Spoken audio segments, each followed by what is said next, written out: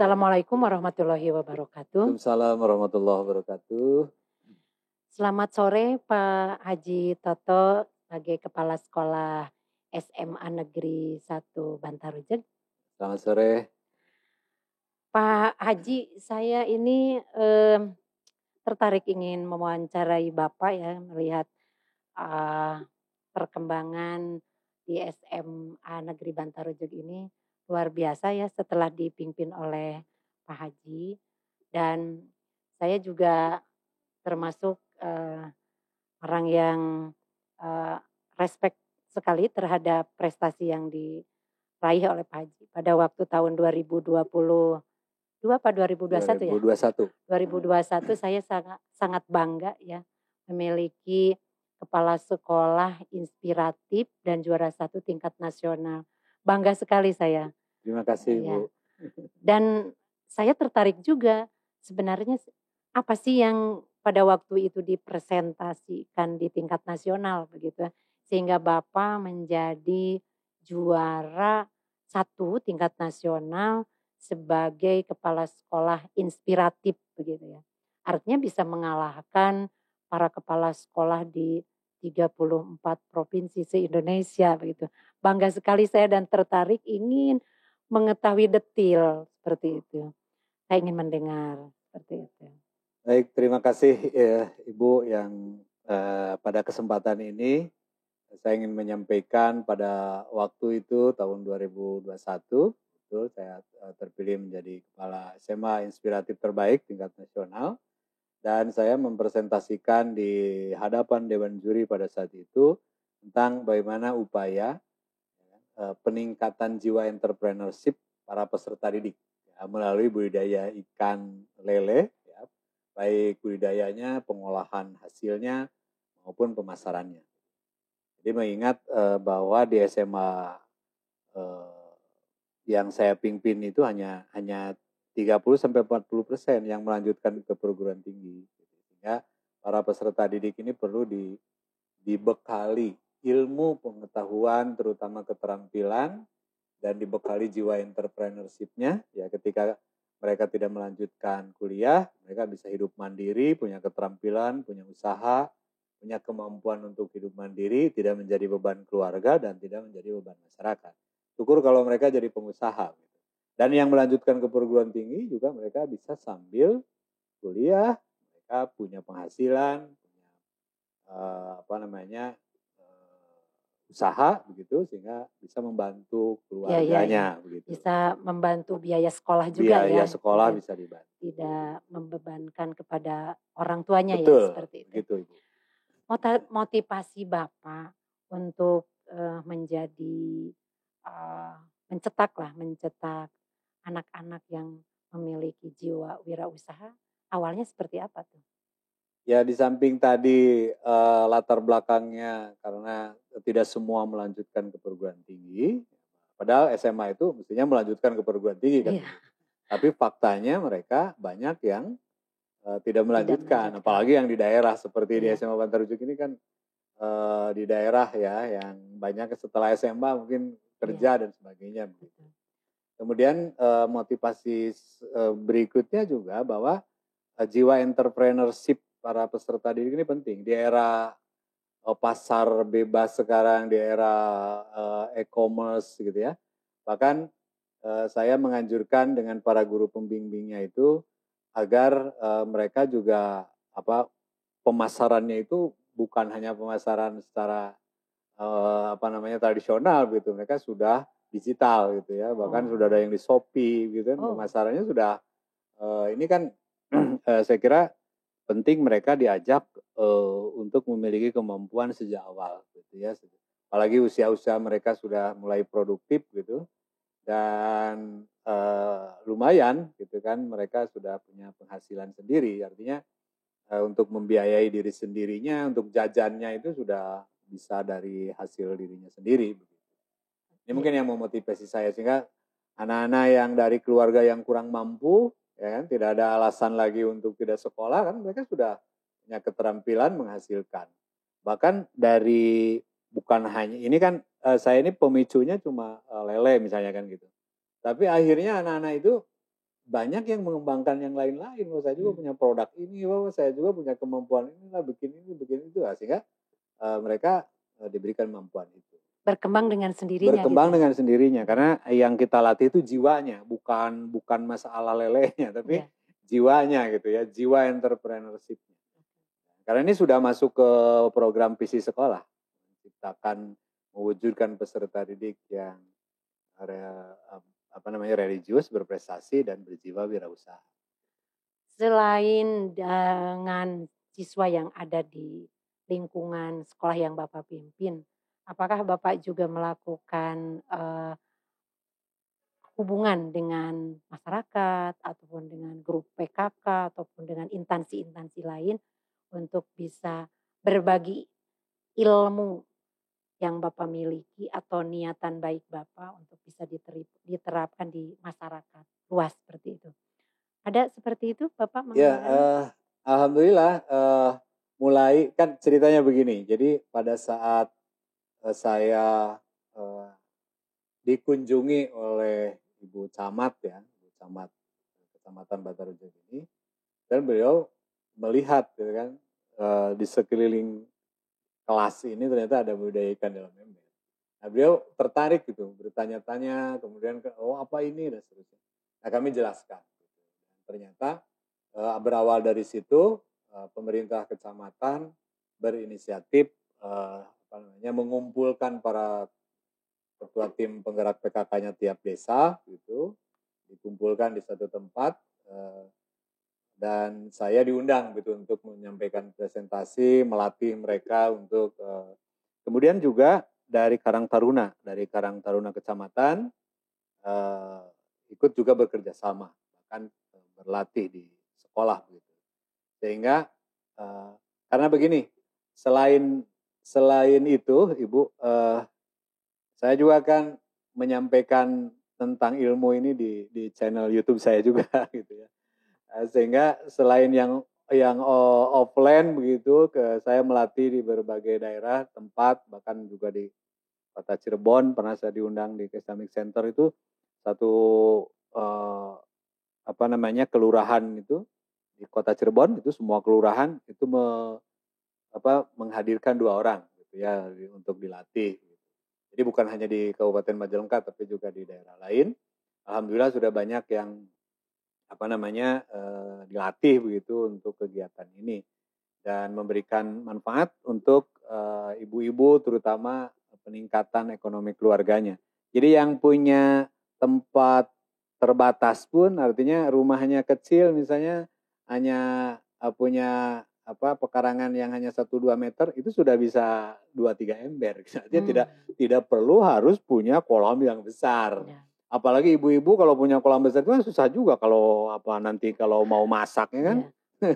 Tapi kalau bersihkannya itu ya Pak ya. Tapi kalau di ember ya tinggal dicibuk aja sudah selesai. Tidak perlu. Itu berapa lama Pak dari mulai pembibitan sampai dengan bisa dipanen atau bisa dijual ataupun diolah seperti itu? Ya, kalau di ember itu biasanya 2-3 bulan lah ya. Kita kalau tebar misalnya yang sebesar jari kelingking ini misalnya 50 ekor ya kan. Dan terus kita kasih pakan pagi dan sore kan 2 kali ya. Nah itu 2 bulan sampai 3 bulan sudah bisa dipanen gitu ya. Sehingga tapi kalau ikan lele ini harus sortir. Jadi kalau 50 itu mungkin nanti jadinya satu ember itu supaya besar gitu ya, itu 25. Jadi nanti kalau udah besar itu dipisah. Gitu. Jadi yang tadinya 50, jadi jangan sampai 50 sampai gede gitu nanti tidak akan besar. Jadi lele itu sifatnya kanibal, jadi harus dipisah antara yang kecil sama yang jadi besar. Memakan temannya sendiri. Temannya. Jadi kalau tidak dipisah itu akan memakan temannya. Untuk bibitnya sendiri apakah memang Bapak juga melakukan pembibitan sendiri atau memang kita hanya pembesaran aja, bibitnya beli dari khusus yang pembibitan seperti itu? Untuk lele kita ada petaninya tersendiri, karena mungkin waktu ya dan juga kadang-kadang perlu keahlian khusus ya. Sehingga kita bekerja sama dengan para petani untuk penyediaan bibit gitu kalau di. Jadi kita hanya pembesaran dan Pembesaran. juga pasca panennya, yaitu pengolahan hasil panennya. Nah, kalau misalnya kita beli bibit misalnya, kemudian setelah dipanen karena misalnya dengan jumlah banyak, Hmm. kita olah tidak, eee, apa namanya, tidak kejangkaulah untuk diolah sendiri misalnya. Itu untuk dijual ke pasaran keluar, apakah itu ada yang menampung? Ada. Lele itu sangat mudah menjualnya ya. Mmm. Jadi, tapi saya kepada anak-anak ataupun kepada yang saya latih itu biasanya jangan dijual ikan lelenya. Mmm. Karena, begini penghitungannya, ikan lele itu kalau dijual kita dari petani, itu paling tidak 17.000 per kilo. Per kilo? Kalau di pasar mungkin 25, 20 ya. Oh. Tapi kalau langsung dari kita kan hanya 17.000 misalnya. Itu 1 kilo. 1 kilo isinya berapa, Pak? 1 kilo ada yang 12, 15 begitu. Tapi kalau diolah, ini yang 1 kilo misalnya 15.000 atau 17.000, kalau diolah itu saya sudah melakukan percobaan dan anak-anak sudah lakukan, itu yang 1 kilo itu bisa jadi 15 bungkus stik lele. Oh. Bisa jadi 15 bungkus nugget lele. Gitu kan? Yang dijualnya 10.000. 1 bungkus? 1 bungkus. Jadi kalau 12 bungkus jadi Ya 120. 120.000, Oh. bahkan 150.000. Itu kalau dijual lelenya hanya 15.000. Jadi ini ada peningkatan pendapatan lah. Tapi dengan catatan ya harus pandai mengolahnya. Tentunya ada faktor-faktor lain. Sehingga lebih ekonomis ketika dijualnya sudah dalam bentuk olahan. Ini yang diharapkan begitu. Tapi kalau terlalu banyak juga ya dijual aja. Ya. Nah, pada waktu kita modal awal lah gitu ya, modal awal untuk membeli bibit gitu ya untuk dibesarkan, itu dengan usia berapa hari si lele kecil-kecil itu? Biasanya kalau sudah ukuran 5 ya, 5 5 itu hari? 5 senti ya. Oh. Jadi kalau lele itu 5, 7, 9, 12 gitu kan ukurannya Oh. nama-namanya begitu. Jadi nanti kalau ya sebesar inilah Kelingking ya? kelingking begitu. Iya. Ya supaya nanti ya murah juga gitu Ya. belinya. Per 1 ekor atau Per ekor. per ekor? Biasanya kalau yang segede gini belinya per ekor. 1 ekor berapa, Pak? Ya ada yang tergantung ya, ada 200, ada 300 rupiah. Perak ya? Rupiah. Rupiah. Misalnya katakan untuk 10 kali 200 rupiah berarti hanya 2.000 ya? Ya. 2.000. 2.000 dengan modal Pakan. pakan. Nah, mungkin yang mahal pakan ya. Agak mahal Iya pakan kan? biasanya. Nah, dikasih makannya itu berapa kali dalam sehari? 2 hari, 1 hari itu 2 kali. Jadi pagi kalau jam 6, nanti sore jam 6 lagi. Kan tadi dalam 1 ember itu katakan 25. Nah, untuk pakan sampai dengan dipanen untuk 25 ekor lele itu menghabiskan berapa kilo pakan? Itu kan ngitungnya begini ya, biasanya itu 30% dari berat ikan kan gitu ya. Jadi maksudnya nanti 3%, maksudnya bukan 30. Jadi kita katakanlah kalau itu 1 kilo, ya berarti kan 3 on gitu kan ya, itu pakannya per hari. Jadi bagi 2 aja. Sehingga paling 1 ember itu sampai ini ya, mungkin 1 kilo lebih lah ya, kalau di rata-rata. Tapi kan tidak begitu karena kita punya beberapa ember, jadi mungkin 1 kilo habis gitu kan sehari gitu kan. Nah sehingga perhitungan pakan itu kan begini, ada juga sekarang saya sudah menemukan teorinya atau tekniknya gitu. Kalau beli pakan yang mahal, katakanlah profit, itu nggak keukur kurang ekonomis karena terlalu mahal pakannya. Apalagi kalau dijual ikan lelenya, tidak ekonomis. Tapi kita punya bahan istilahnya pakannya yang murah. Kita tambah dengan probiotik, kita tambah dengan nutrifish. Jadi semacam nutrisi untuk ikan yang dicampurkan ke pakan. Itu lebih ekonomis. Nah, selain dari pakan yang kita beli di toko katakan seperti itu, bisa nggak lele itu diberi makan dengan makanan buatan kita sendiri? Kalau di di ember itu mengakibatkan kotor ya. Jadi harus pakai pakan pabrikan. Oh. Gitu. Tapi kalau di kolam yang besar mungkin bisa pakanan alternatif. Kayak semacam, dedeknya penggilingan padi lah gitu Ya, ya, kalau seperti ledak itu itu ya? kan harus dibuat dulu peletnya, jadi jangan Oh, langsung itu nanti di kotor. Kotor. dikira langsung ditabur Kalau gitu terus dia ditabur kotor. makan. Gitu. Sehingga nanti ini harus diolah terlebih dahulu. Dan kita kan punya keuntungan lagi selain lelenya, tapi ikan sayurnya juga di atasnya kan. Oh, Jadi jadi di atas, tumpang sari lah ya di semacam gitu atas ya? iya, ikan lele itu kan ada kangkungnya, gitu. Ada Kangkung gitu ya? kangkung, bisa pakcoy, bisa Oh juga yang gitu, lain-lain. yang bisa hidup di atas air lah ya Bahkan saya sudah semacam. uji coba daun mint, Oh mungkin bisa bisa semacam daun itu? mint lebih keren Oh, juga. dikira kangkung aja tuh yang Enggak, saya sering nah, lihat itu kangkung kangkung ya aja. Bisa dengan yang itu. lain-lain karena saya sudah uji coba. Bahkan tomat, cabai bisa. Kalau boleh saya tahu Bapak punya, pengalaman atau ilmu dari mana tuh? Karena kan kalau saya melihat basic ilmu Bapak dari ijazah kan bukan ilmu tentang peternakan gitu ya, luar biasa kok, Saya SAG, sarjana iya. agrikultur jangan-jangan. Sarjana agama, magister agama, saya Iya, S3 tapi juga kok agama. bisa eee, beralih profesi ke dunia perikanan ya, peternakan ikan gitu ya, Iya. kayak basic-nya adalah dari teknik dari ilmu IPB. ilmu ya IPB lah kayak semacam gitu, pertanian lah, pertanian budidaya ikan semacam itu. Ya, kebetulan, ini hobi Bu ya, jadi Oh, iya iya. berawal dari hobi, kemudian saya juga sering lihat, orang lain yang sudah sukses gitu kan, ada juga dosen tuh yang dari Lampung itu yang yang mengembangkan begitu ya, ya kita lihat aja, kita ATM aja gitu, ambil, tiru, modifikasi Oh gitu. iya.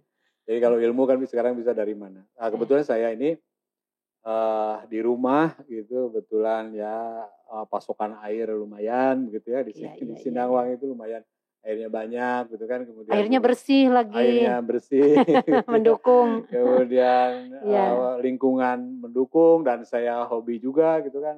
Saya bukan hanya ikan lele tapi ada koi, ada gurame gitu iya. kan, lele dan semua jenis ikan kita, eee, apa, coba budidayakan, termasuk saya juga membudidayakan ikan, koi begitu ya, alhamdulillah. Jadi, dari hobi ini ternyata bisa kita bawa ke dinas ya, artinya ke sekolah gitu. Iya iya. Sehingga saya kalau ke anak-anak karena memang suka gitu, karena memang ini ya dicoba dikembangkan. Meskipun memang banyak kendala juga, di sekolah itu kadang-kadang yang ngurusnya dan sebagainya itu kadang-kadang itu yang Iya. susah gitu ya, tapi kalau di rumah karena saya seneng gitu, jadi ya kita habis pulang kantor marab ikan dan seterusnya. Jadi ini yang mungkin, menginspirasi, saya juga dan alhamdulillah di channel YouTube saya sudah jutaan orang yang lihat begitu ya. Termasuk saya loh Pak, sering Termasuk nonton. Ibu alhamdulillah terima kasih, Iya, artinya, sering nonton. kita berbagi ilmu, berbagi pengalaman dengan teman-teman di seluruh dunia, bahkan sudah ada 42 negara yang sering lihat YouTube saya, kemudian saya sering komentari yang dari Amerika, yang dari, Vietnam, Thailand, wah dari mana-mana, Arab Saudi, bahkan kemarin dari Arab Saudi juga ada, mungkin lagi naik haji kayaknya itu, pakai bahasa Arab, ya saya terjemahin aja gitu, nanyain tentang ini Iya katanya gitu ya. Jadi, iya alhamdulillah, jadi di samping yang offline, yang online itu lebih dahsyat, lebih banyak gitu, bahkan iya. jutaan orang yang Iya. lihat.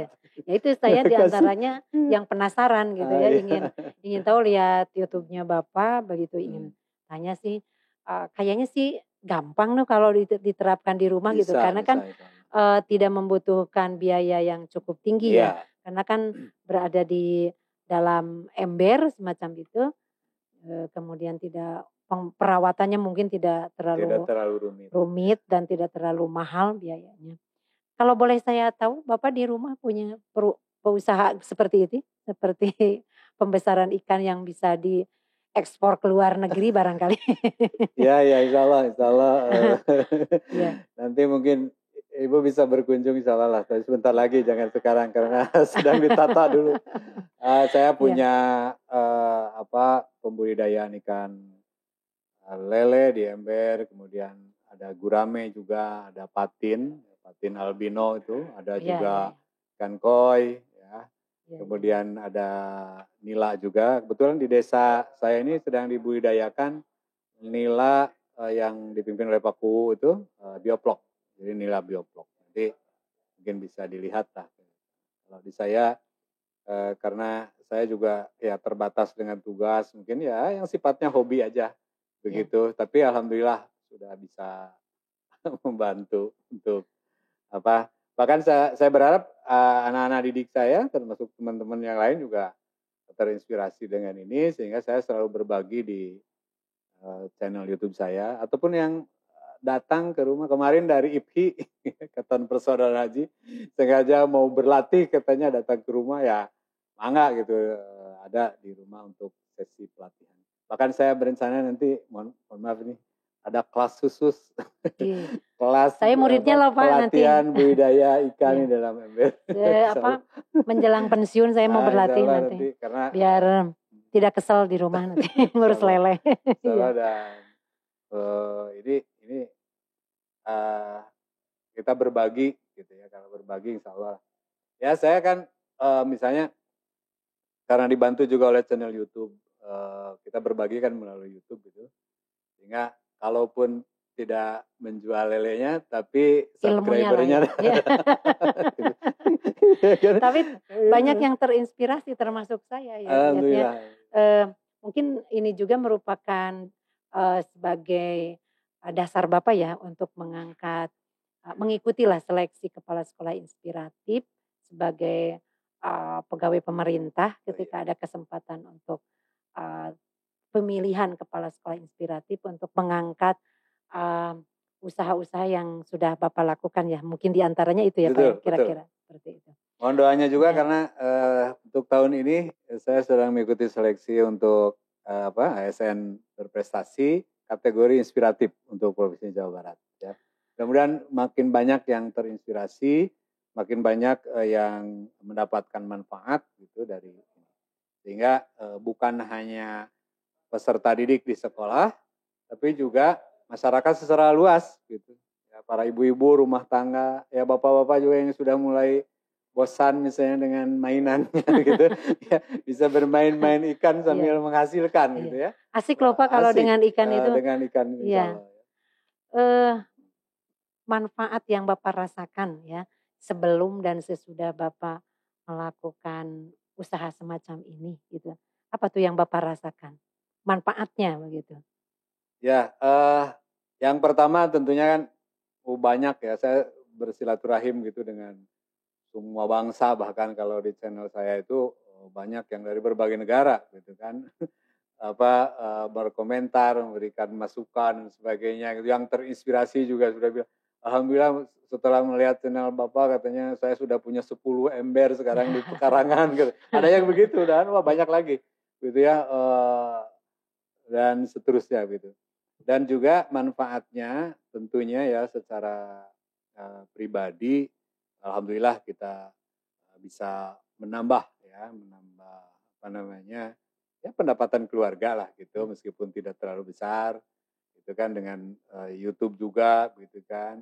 Kemudian memberi manfaat kepada masyarakat sekitar, kepada murid-murid di sekolah, pada guru-guru juga ya kan, banyak juga teman-teman kita yang di berbagai daerah yang mengikuti juga begitu.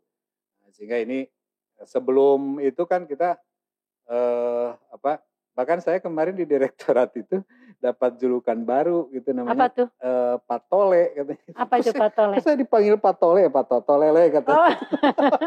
Saya padahal kita lagi live juga ya di karena sedang ada debating antar provinsi itu. Dan saya juga panitia di situ.